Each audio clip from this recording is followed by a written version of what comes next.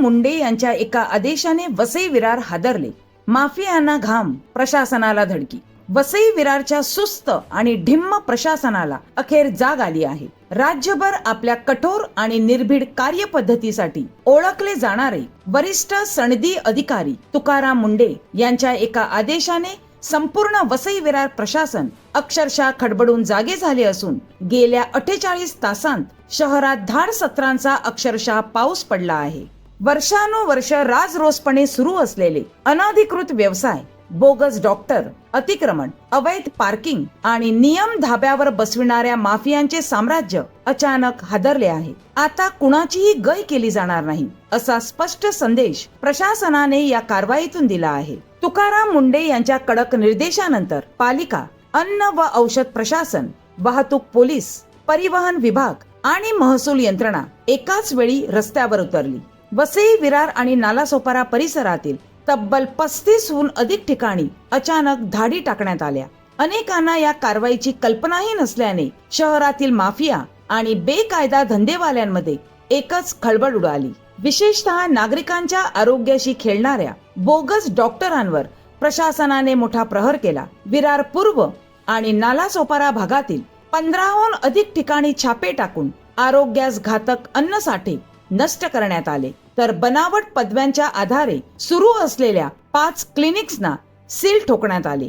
गरिबांच्या जीवाशी खेळणाऱ्यांना आता माफी नाही असा इशारा अधिकाऱ्यांनी दिला. दुसरीकडे शहरातील मुख्य रस्ते आणि पदपथ गिळंकृत करणाऱ्या अतिक्रमणांवरही हातोडा चालविण्यात आला. वसई स्टेशन रोड, नालासोपारा पूर्व आणि विरार पश्चिम येथील बाजारपेठांमध्ये मोठी कारवाई करत फेरीवाल्यांचे साहित्य जप्त करण्यात आले. पुन्हा अतिक्रमण केल्यास थेट गुन्हे दाखल केले जातील असा इशारा पालिकेने दिला आहे. वाहतूक कोंडी आणि बेशिस्तीमुळे हैराण झालेल्या नागरिकांनाही अखेर दिलासा मिळताना दिसत आहे. क्षमतेपेक्षा अधिक प्रवासी वाहतूक करणाऱ्या वाहनांवर, बेकायदेशीर रिक्षांवर आणि अवैध पार्किंगवर वाहतूक पोलीस आणि परिवहन विभागाने संयुक्त कारवाई करत मोठ्या प्रमाणावर दंड वसूल केला.